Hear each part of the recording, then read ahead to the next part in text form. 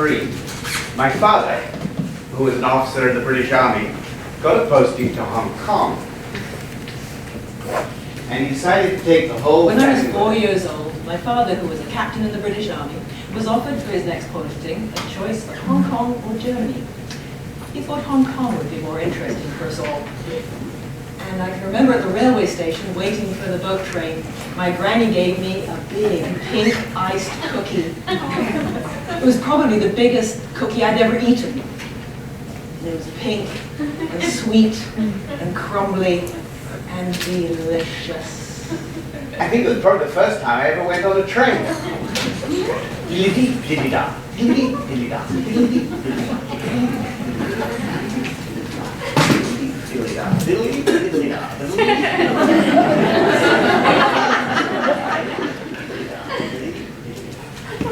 One day on board ship, we could hear bagpipes, so we went exploring, and we opened a door onto the deck. And there was the sea heaving back and forth, and the deck tilting. And there were bagpipers marching back and forth across the deck. It was a troop ship, and I heard the bagpipes, went and found them, and they were troops marching back and forth, and they marching, playing the bagpipe, and the ship heaving, and they were heaving, and back and forth, and up and down, and my parents say it couldn't possibly have happened because there were no Scots troops on the ship. In Hong Kong, at night, when I was supposed to be asleep, I'd get out of bed and look out of the window, down Blue Pool Road, down into Happy Valley, to all the lights of the houses, the street lights, the traffic lights, and the stars. And in the dark, it all looked like jewelry. And of course, I get into trouble for not being asleep. When the monsoon came, I got all my rain gear on. I stepped out of the apartment onto the sidewalk, and the rain coming out of the sky hit the umbrella and went straight through it and down my neck. And at the same time, the water running down the sidewalk from the peak hit my boot and went straight up to my armpit. And I don't think I have felt so wet since. There was a typhoon while we were there, and we had to take everything in off the balcony that wasn't tied down or nailed down.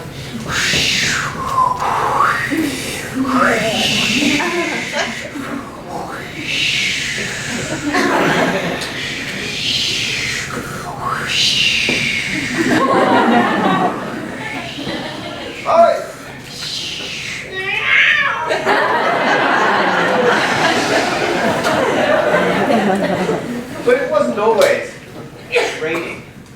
Mostly it was hot. Very, very hot. And immensely humid. And Mum and Dad bought a new car, a Wolseley 4044, a green one.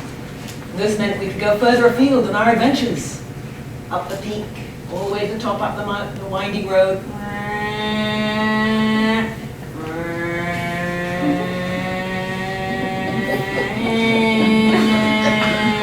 And on one of our trips, somewhere in the New Territories, at a dock of some sort, there was this tap running, and a humongous pig came in to have a bath. And the pig's owner was giving it a good scrub and a scratch. And I was fascinated, so I ran over to have a closer look. And the guy stopped working on his pig, and he said to me, "Where you go, boy?" And then he very lovingly patted his pig. And he said, "Yum, yum, chow, chow."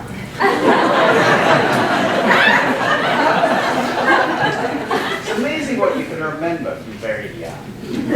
Sometimes we'd go to the pig farm, PG Farms. All the families went there on weekends to admire little piglets. I don't know why, maybe it's because there wasn't a zoo.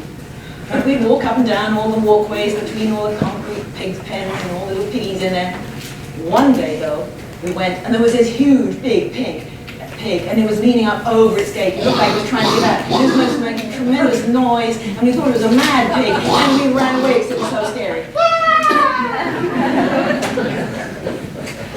And one time, in the car, driving into new territory, we're going around the side of a very steep hill, a great drop away, and the South China Sea down below.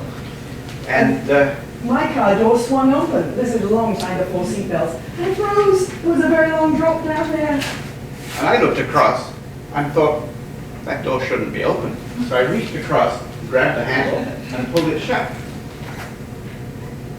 Do you remember the yellow bead? Yellow bead. Ah, yes. That was unpleasant. There was a big yellow plastic bead, and it was nap time. And I was playing and bored. And you were supposed to be asleep, but Yeah. of course you had something to play with, which was a big yellow bead. Which hole in my head could this fit into? That one. This one. Oh no, Mommy, it's stuck. And of course, Mom couldn't get it out. So It we all hurt. had to go and look after. And he used these huge forceps. It was very unpleasant. Stupid, stupid, stupid. Yeah, well, do you remember the yellow plate? This was the 50s, and we had this lovely dinner set where every place setting was a different color. And you were totally fixated on the yellow plate. The yellow plate. If you didn't get your food on that yellow plate, oh, was there hell to pay? Oh, but it was beautiful. It was the color of sunshine, and particularly with green spinach on it. Dark green spinach from a tin. Oh, it was the best. Hey, where's my plate gone? I'm not eating this stuff without my yellow plate. I can't eat without my yellow plate. Give me my yellow plate back. This is disgusting. This is repulsive and stuff. Hey, remember how My we used to go yellow to plate. Repulse Bay? Oh, To the yeah. beach at Repulse Bay.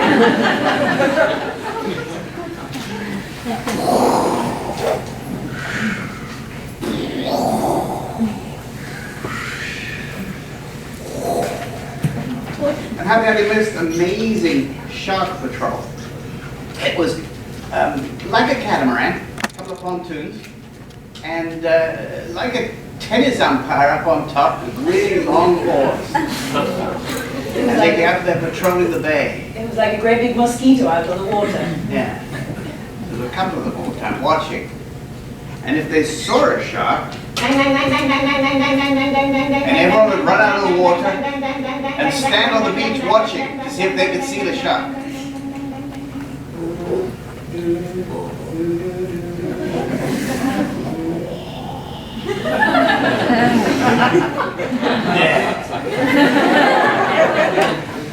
There was another beach we went to. I don't remember whether it was Prison Beach or Shekel.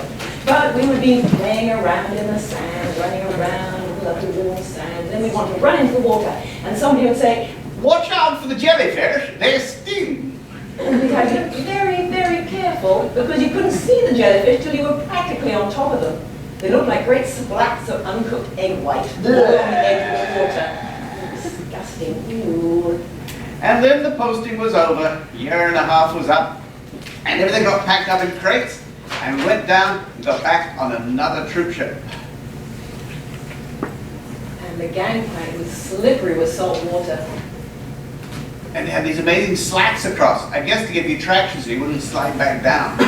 But they weren't spaced right for us little guys. And it was very tricky. We had to walk very carefully to not fall off the edge into the harbour. Ew, that harbor was disgusting. And on the journey home, amongst other places, we went through the Red Sea, and it was bath time. And they filled the bath, and the water was red like rust. I don't remember the sea being red outside, but I certainly did not wish to get into that bathtub. And I can remember being able to float in the tub because of the saltiness. And it was warm, and I could pretend I could swim. Mum and Dad say this never happened because they didn't use the sea water for baths on the boat. And on we sailed through the Suez Canal, Mediterranean, around Spain, and back to soggy old England. And back in England, before we went to our next posting, we stayed in an old dark hotel with dark paneling and dark stairs and dark rooms. It was cold. And I remember looking out of the window, and there was snow as far as I could see, at the end of the garden and to the fields beyond. And somebody had made a snowman. And it snowed. Oh, it was a huge blizzard.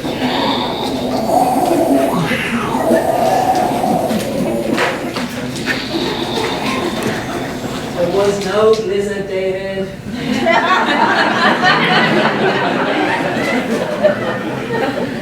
It makes a good story.